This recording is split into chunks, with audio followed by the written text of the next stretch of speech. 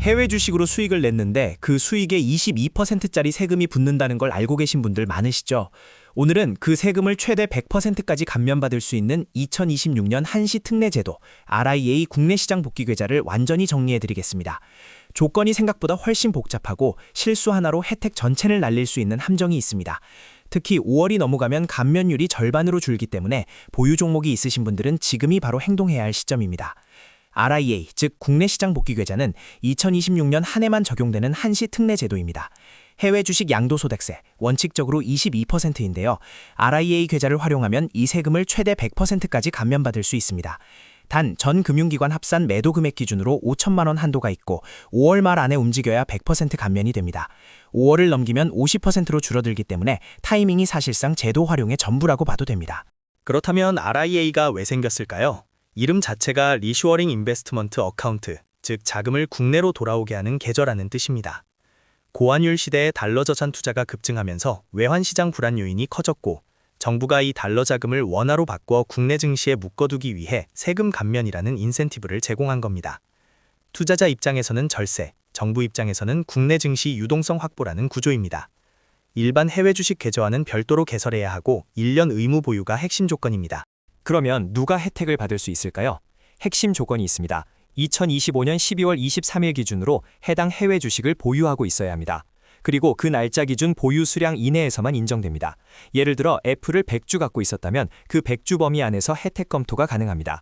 이후에 추가로 10주를 더 샀다면 그 10주는 대상이 아닙니다.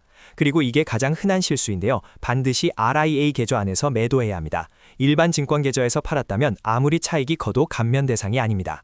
타이밍 얘기를 좀 더 구체적으로 해볼게요. 5월 말 이전에 RIA 계좌에서 매도하면 양도세 100% 감면입니다. 12월 이전이면 50%로 줄어들고요.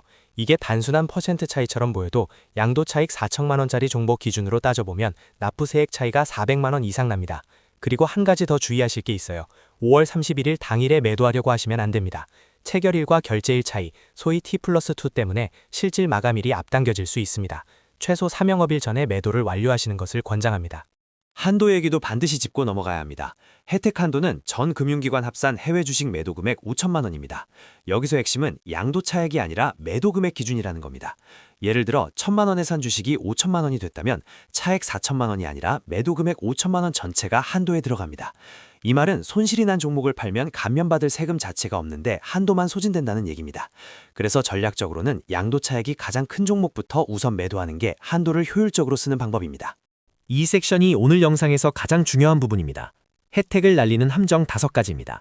첫 번째, RIA에서 해외 주식을 팔고 일반 계좌에서 해외 주식을 다시 사면 그 순매 수액만큼 혜택 한도에서 차감됩니다.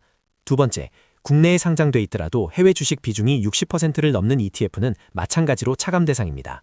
세 번째, 개인연금이나 IRP, ISA, DC 계좌에서 자동 매수로 설정해둔 해외 주식형 ETF도 전부 차감됩니다.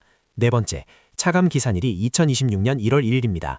RIA 계좌를 만들기 전인 올해 1월부터 3월 사이에 다른 계좌에서 해외 주식을 산 것도 소급해서 차감됩니다.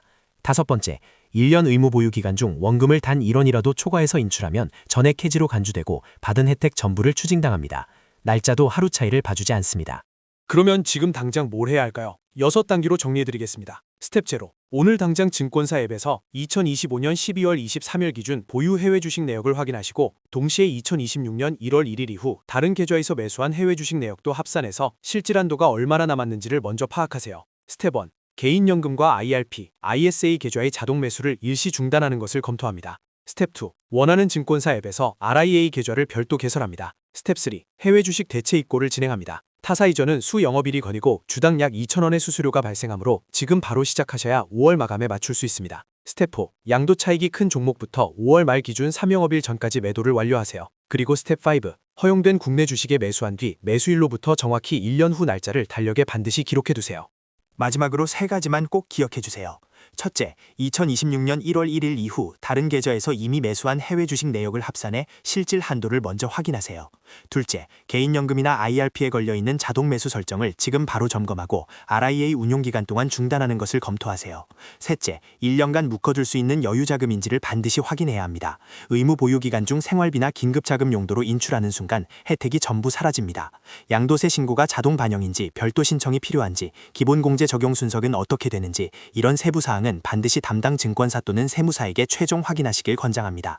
RIA는 분명 강력한 혜택입니다. 하지만 준비 없이 들어가면 이미 1월부터 쌓인 소급 차감으로 한도가 줄어 있거나 연금 자동 매수가 혜택을 갉아먹고 있을 수 있습니다.